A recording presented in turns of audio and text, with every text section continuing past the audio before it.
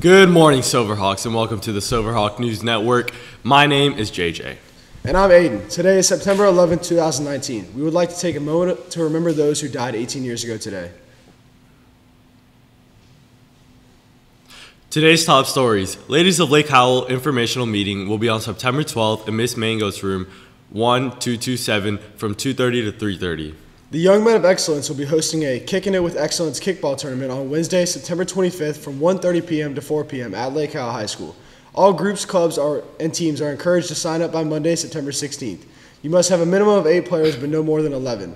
Cost to participate is free. Please email Mr. Pete at richard_peterson@scps.k12.fl.us to register.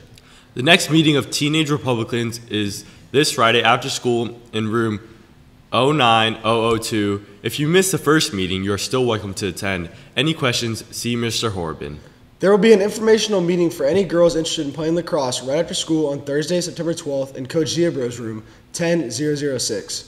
If you are interested in playing girls soccer, please attend a meeting after school this Friday, September 13th, after school in Coach Martin's room, Building 3, room 229. Again, all those interested in playing JV or varsity girls soccer, there's an interest meeting on Friday at 2:20 in Building 3, room 229. The Lake Howell branch of Addition Financial Bank is now open for business. Stop by today and learn how you can get $25 just by opening an account. The donations for the Bahamas is still going on, so if you have anything, bring it in. And thank you, Aaron Rosenthal, for putting up 400 flags. That's all for now, Silverhawks. Let's have pride. Let's be punctual, Respectful. have integrity, Be dependable. and strive for excellence. Stay Silverhawk strong, Lake Howell. It was a calm and peaceful Tuesday morning. Almost everyone in America was getting ready for work. People on their morning commutes, just getting their day started, working, eating, or just watching TV. No one knew what was about to happen next. Around 8 in the morning, 2 flights took off. American Airlines Flight 11 and United Airlines Flight 175 headed to Los Angeles. What everyone didn't know was that as soon as the planes took off, they were to be hijacked. Around 8:45, the American Airlines Flight 11 struck the 93rd through 99th floors of the World Trade Center. Everyone was in a state of fear and confusion. No one had known what had happened. Many people were thinking that this was an accident made by the pilot. And then, another plane had struck the World Trade Center. Chaos ensued. The FAA had to ground all planes around New York. The bridges were closed. Panic spread through the whole nation, and all the capitals and important places began to evacuate, worrying for an attack. After everything had calmed down, President Bush had a press conference saying the nation was under attack. And then 5 minutes later, The Pentagon had been hit. The world was now watching what was considered one of the worst attacks in the United States history. the world was shocked at what just happened. In 2 hours, 2 hijacked planes crashed into both the Twin Towers. For the rest of the day, everyone was waiting on the edge of their seats, waiting to see what would happen next. Thankfully, those were the only attacks that day. All eyes were on the president to address the nation. The president's words empowered the nation after the tragic event.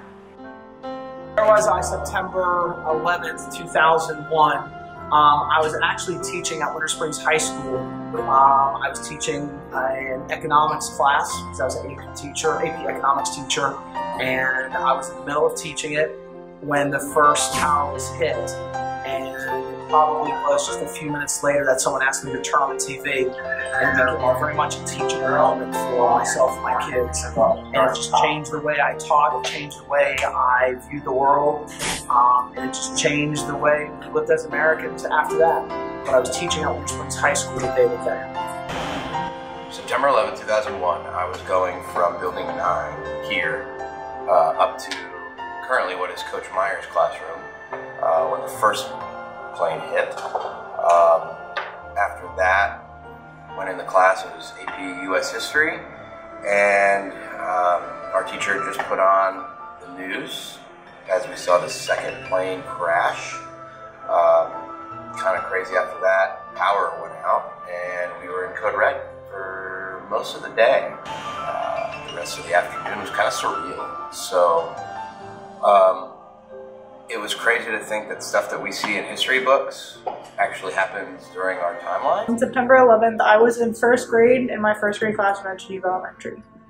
I was teaching at South Seminole Middle School on September 11, 2001, and I didn't at first know that anything had happened, and one of the other teachers told me, and then I turned on the news and I saw what had happened. But I was in class teaching. September 11th, I was teaching a middle school science class, and I got the news. It was kind of surreal. I was very surprised. I didn't think it was real at first. By the time I got the news, there was a plane attacking the second building. It's just one of those things that you'll never forget where you were when it happened. On September 11th, I was teaching a 9th grade English class at Lake Mary High School. A student came in and told me, hey, there was a plane crash, they think it was an accident. And then when I turned the TV on, our class watched with the video muted of towers coming down and realizing that the world had changed after that.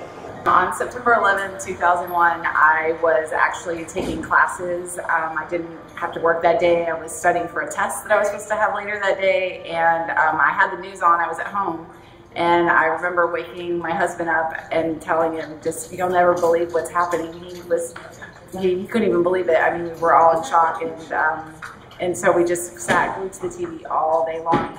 And believe it or not, I did have my test that day, but I didn't do very well.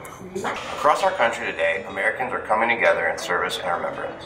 But in the end, the most enduring memorial to those we lost is to ensure that America continues to be true to ourselves and that we stay true to what's best in us, that we do not let others divide us.